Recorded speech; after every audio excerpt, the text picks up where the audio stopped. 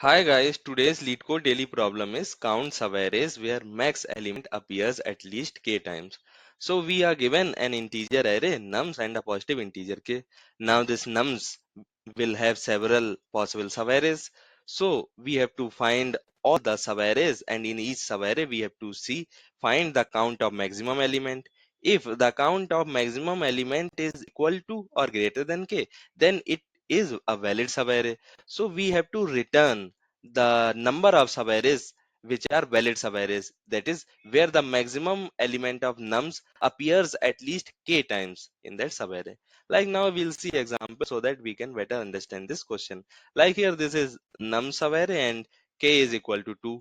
Now if we go to this subarray, then here 3 appears 2 times, which is equal to k, so this is a valid subarray. Here 3 appears 3 times, which is greater than k, so like this is also a valid subarray. Here 3 appears 2 times equal to k, it is a valid subarray. Appears 3 appears 3 times greater than k, valid subarray. 3 appears 2 times equal to k, valid subarray. This also 3 appears 2 times equal to k, so it is a valid subarray. So like 6 valid subarrays are possible, so we'll return 6 as our answer.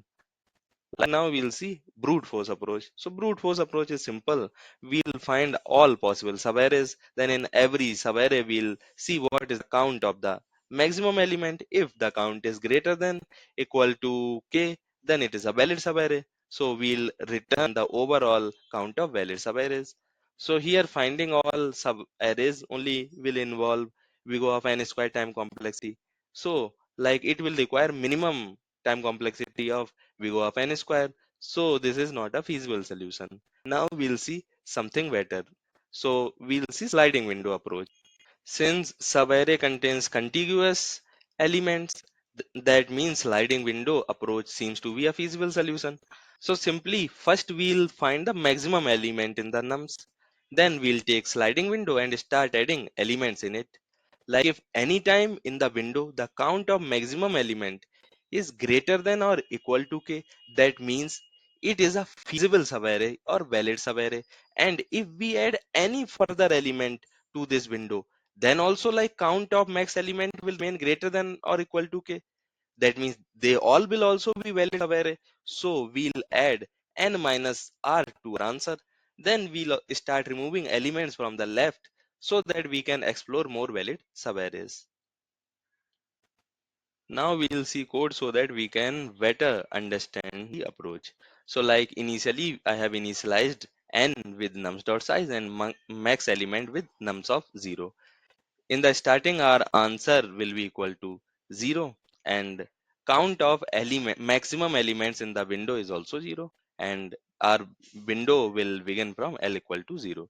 Now we are simply traversing in nums array and trying to find out the maximum element in it. After this loop is done, we will in max element will store the maximum element present in nums array. After that we are trying to add more and more elements in the window from right side. So while adding number to the window, we are seeing if it is equal to maximum element, that means count of maximum element in the window will increase by 1.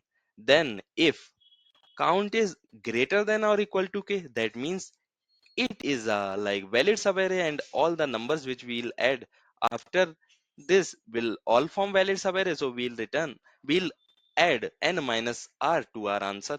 Also until left is less than equal to r, we'll try like removing element from the left so that we can like explore more and more valid subarray. So simply if nums of left is equal to max element, since we are removing, so we are decrementing the count of max element in the window by 1 and doing just l plus plus. After this loop is done, then our answer will contain the subarrays that contain the like maximum element at least k times in the array in the subarray. So we'll return answer. If we talk about time complexity, then this loop we are just traversing in nums array. So here it involves time complexity of big O of n. Here also r goes from 0 to n, l also can go from 0 to n. So overall time complexity here also is big O of n. If we talk about space complexity, we are not using any extra data structure, array or vector. So our space complexity is constant, that is, we go of 1.